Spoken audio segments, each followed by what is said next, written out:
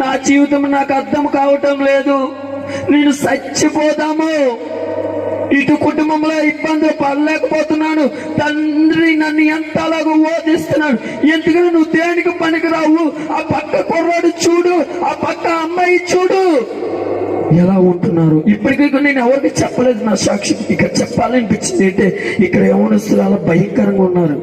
నేను ప్రార్థన చేస్తుంటే దేవుడు చూపించాడు, నా సాక్షి నన్ను చెప్తే వాళ్ళన్న మారుతారని నేను చెప్తున్నాను. నన్ను అవమానించారు చాలా మంది మందిరంలో వాడబడితే నేను చిన్నప్పటి నుంచి అది తెలుసుకున్నా, నేను మందిరంకి వెళ్ళేవాడిని, కానీ దేవుని సన్నిధిలో వెళ్ళేవాడిని, వచ్చేవాడిని, విగ్రహాలను చేసేవాడిని.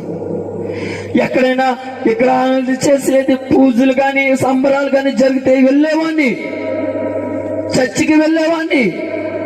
నాకు దేవుడు అందరూ ఒకటే అనుకునేవాడిని, కానీ నిజమైన దేవుడు యేసుక్రీస్తు అని నాకు 2021లో నాకు తెలిసింది.